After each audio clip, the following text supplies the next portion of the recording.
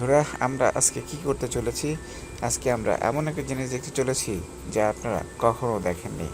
অর্থাৎ অন্যের ফোন কি করে আপনি সব কিছু দেখতে পারবেন যদি সে ফোনে পাসওয়ার্ডও দেওয়া থাকে। অর্থাৎ আপনি তার গ্যালারিতে ঢুকে তার গ্যালারির সকল ফটো এবং ভিডিও দেখতে পারবেন কোনো প্রকারের পাসওয়ার্ড খোলা ছাড়াই। এটা আমরা কিভাবে দেখব সেটা নিয়েই আমরা আজকের ভিডিওটি আলোচনা করছি। তো চলুন বন্ধুরা, যাওয়া যাক আমাদের আজকের ভিডিওতে। এটা করার জন্য আপনাকে যেটা করতে হবে, আপনার ফোনের বা যার ফোনে আপনি ঢুকতে চাচ্ছেন তার ফোনের যদি আপনার গ্যালারিগুলো লক করা থাকে, অর্থাৎ পাসওয়ার্ড দেওয়া থাকে, তবুও আপনি তার গ্যালারিতে প্রবেশ করতে পারবেন। সেটা কি করে চলুন দেখা যাক। এই জন্য আপনি যেতে হবে গুগল ক্রোমে গিয়ে আপনাকে লিখতে হবে //, অর্থাৎ আমি এখন দিচ্ছি //, তারপরে SD card, CARD, SD card লিখুন। তারপরে আপনি এন্টার প্রেস করুন। এন্টার প্রেস করার পরে আপনি দেখতে পাবেন একটা ইন্ডেক্স আসবে। অর্থাৎ এই ইন্ডেক্সে আপনি তার গুগলের অর্থাৎ তার স্টোরে ফোনে যত ধরনের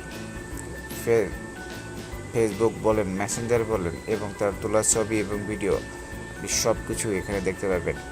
এরপরে আমাকে যেটা যেতে হবে সেটা হচ্ছে DCMA, অর্থাৎ আপনি DCMA যাওয়ার পরে আপনি এখানে দেখতে পাচ্ছেন এই ফোনের মধ্যে কত ধরনের ছবি আছে বা স্টোর করা আছে। এখানে ফেসবুকে অনেক ছবি এই যে দেখুন, তারপরে হচ্ছে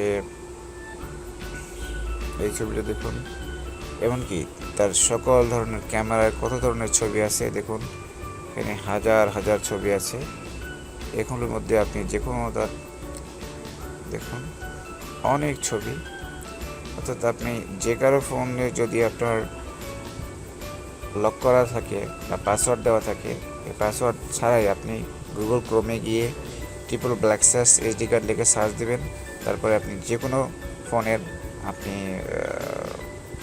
ভিডিও বলেন, ফটো বলেন, এভরিথিং আপনি দেখতে পাবেন। তার প্রমাণ আমরা এখানে দিচ্ছিলাম। দেখুন আমি সব কিছু দেখছি। এখানে আরও দেখুন আছে। ওকে, তো আপনারা চাইলে এটা অ্যাপ্লাই করে দেখতে পারেন আপনারা অন্য কারো ফোনে বা নিজের ফোনে। সো এই বিষয়টি আপনারা আরও ক্লিয়ার হবেন। আশা করি আপনারা ব্যাপারটা বুঝতে পেরেছেন। ধন্যবাদ সবাইকে।